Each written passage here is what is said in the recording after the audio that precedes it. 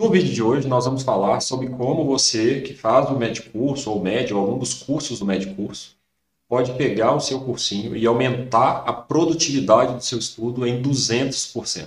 200% triplicar, então, seu. Exatamente. Você pode pegar tudo aquilo que você fez e triplicar o seu resultado.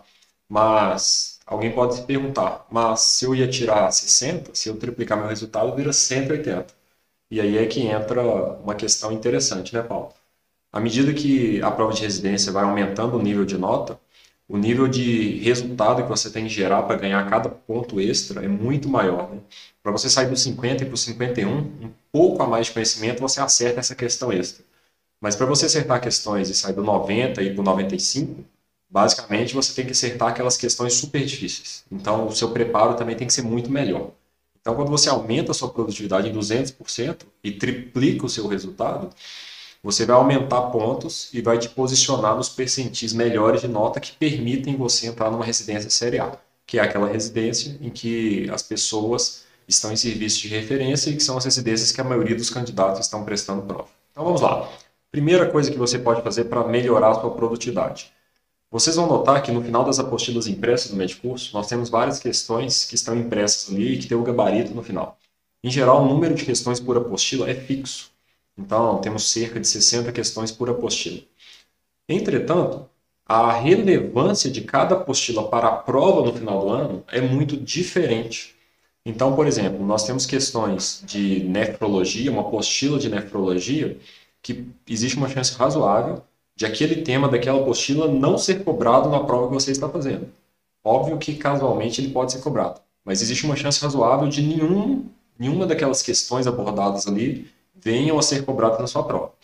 Ao passo que nós temos a apostila de preventiva, especialmente a preventiva 4, que trata do SUS, que em geral representa 10% do total da maioria das grandes provas, né, do Brasil. Então, se a pessoa se contenta a fazer as 60 questões de uma apostila e 60 questões de outra, ela vai estar super estudando um tema que é pouco cobrado e ela vai estar subestudando um tema que é cobrado recorrentemente, de forma sistemática em todas as provas. Você concorda? Exato. Então, o que você está dizendo é que não basta a pessoa simplesmente fazer as 60 questões de todas as apostilas, que ela não vai estar estudando da forma mais estratégica, mais que vai dar a ela mais resultado no futuro. Exatamente. E como que ela pode melhorar isso? O próprio Medcurso disponibiliza para todos os alunos as questões no site ou no aplicativo, que aí sim, eles colocam todas as questões de todas as bancas sobre aquele tema e a pessoa consegue ali obter mais questões daqueles temas que são mais relevantes. E isso é algo que tem que ser usado, inclusive, porque está disponível e é de fácil acesso para todos. A segunda questão que nós vamos abordar é em relação ainda às questões. Então, todos nós fazemos questões. Tem algumas questões que são fáceis, que nós acertamos e sabemos por que acertamos. Outras são difíceis. Às vezes nós acertamos e não sabemos por que acertamos, ou erramos e não sabemos por que erramos.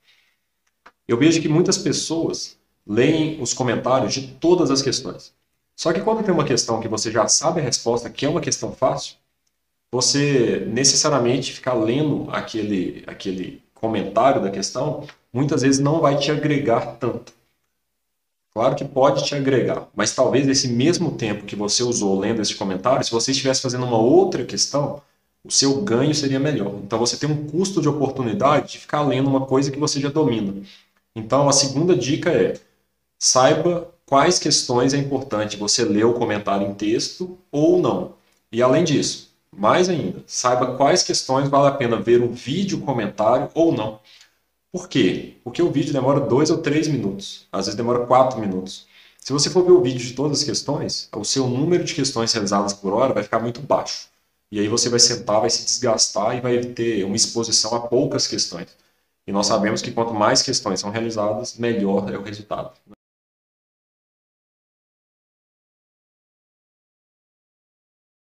Então, Alan, me explica um pouco melhor o que vem a ser o Space Repetition. Essa é uma excelente pergunta. Todos nós, estudantes, né, já notamos que quando acabamos de estudar uma matéria, a nossa retenção está muito boa e se nós realizamos as questões desse tema imediatamente, a nossa tendência é de acertar praticamente todas as questões, porque acabamos de ler aquela matéria, aquele conteúdo, e com o tempo nós vamos esquecendo esse conteúdo. E é muito comum o aluno do médio curso fazer as questões logo após ter estudado o tema da apostila. Esse, inclusive, é o nosso terceiro ponto, de como aumentar em 200% a sua produtividade.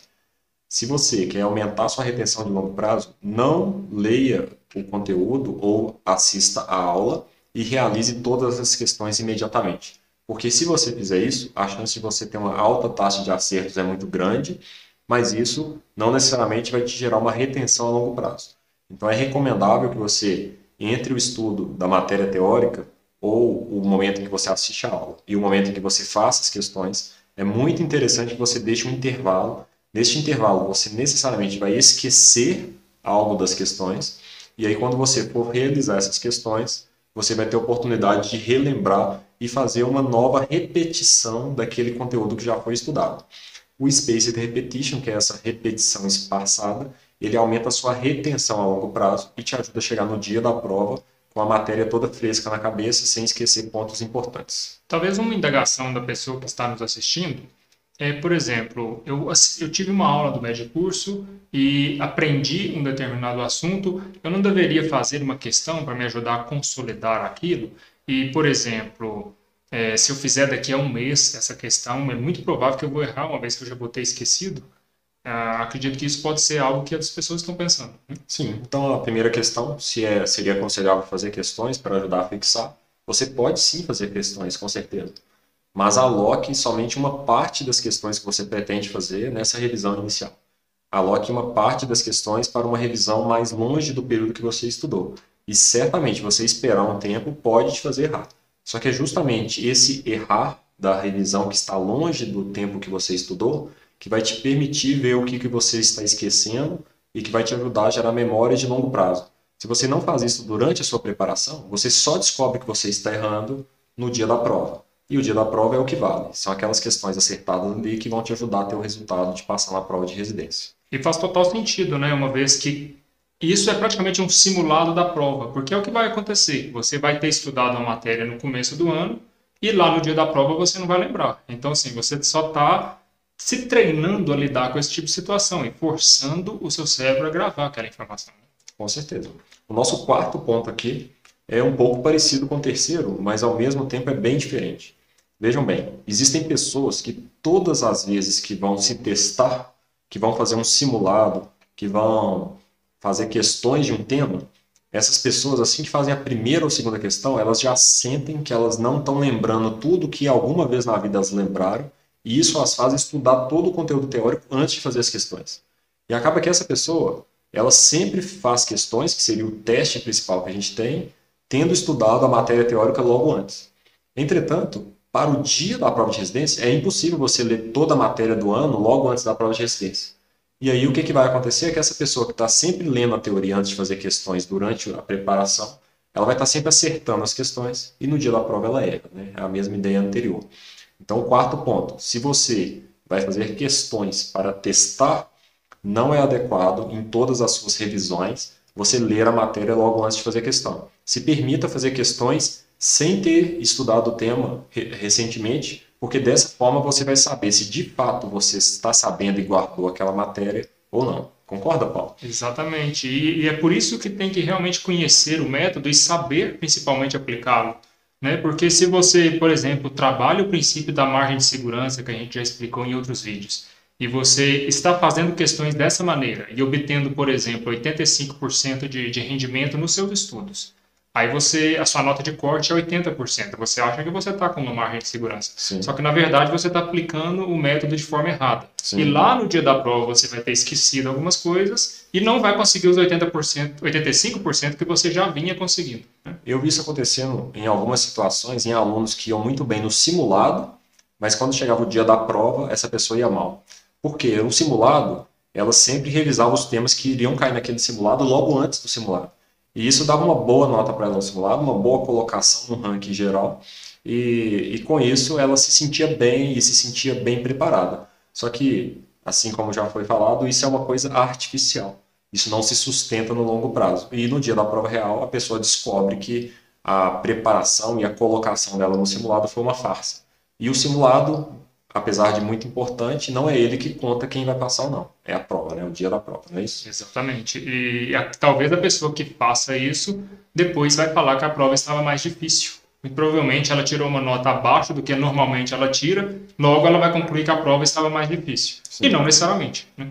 É exatamente isso que geralmente acontece e leva a distorções de raciocínio que muitas vezes são geradas por essa falha na preparação. O quinto e último ponto, né, dessa série de dicas para triplicar sua produtividade durante o estudo do médio curso é a minha recomendação de você anotar as aulas do médio curso. Então, todas as aulas que você estiver assistindo, eu sugiro que você anote em tempo real, né? Tem pessoas que às vezes colocam a videoaula e dão play em 10 minutos de aula e gastam 20 para anotar. Assim não serve. Você vai dar play na aula, você vai prestar 100% de atenção naquela aula e vai anotar para você não perder nenhuma informação. Não só você vai anotar, como eu sugiro fazer uma anotação que a gente chama de anotação indentada. Você sabe o que é isso? Não sei. A indentação é uma palavra que vem da programação. Na programação, geralmente os códigos são escritos com títulos, subtítulos, subtítulos e subtítulos. Então, ao invés de escrever tudo iniciando no começo da linha, você escreve o título principal no começo da linha, um subtítulo vai ter um pequeno espaçamento, o próximo subtítulo vai ter um espaçamento maior, porque se você escreve as coisas dessa maneira, você consegue ter uma ideia global do que está dentro do que está dentro do que e consegue organizar as ideias, que é muito diferente de você anotar tudo como se tivesse a mesma relevância. Outras pessoas fazem isso de outras formas, escrevendo, por exemplo, com cores diferentes. Então, escreve os títulos principais de uma cor, o subtítulo de outra e o subtítulo de outra. Mas, do ponto de vista visual, se você deixa um espaçamento progressivamente maior entre rankings, né, de importância dos temas, isso visualmente você consegue achar de forma muito otimizada. E é como os programadores fazem os códigos, né? Fazem os softwares, porque quando ele precisa voltar no código é a maneira mais otimizada de você obter uma informação. E talvez dessa, comparado às cores, se a pessoa está anotando isso a caneta, ela tem que ficar trocando a caneta. Enquanto que dessa forma você otimiza esse processo, né? Com certeza. E acha muito mais fácil e consegue criar na sua cabeça qual que é a estrutura das informações. E essa estrutura das informações é o que vai gerar o conhecimento, que por sua vez o método Fluid vai te ajudar a adquirir esse conhecimento e depois de adquirido vai te ajudar a transformar isso no resultado, que é o que todos queremos. Então é isso. Se você gostou desse vídeo, se inscreva nesse canal, deixe o seu curtir e ative o sininho de notificações. Deixe também seu comentário aqui embaixo para a gente saber o que você achou e poder conversar com vocês também. Isso com certeza irá nos ajudar muito. Esperamos que tenhamos agregado o máximo de valor, que isso te ajude a otimizar seu estudo no médio curso. Desejamos excelentes provas e conte conosco da Fluid. E seja Fluid você também. Até mais.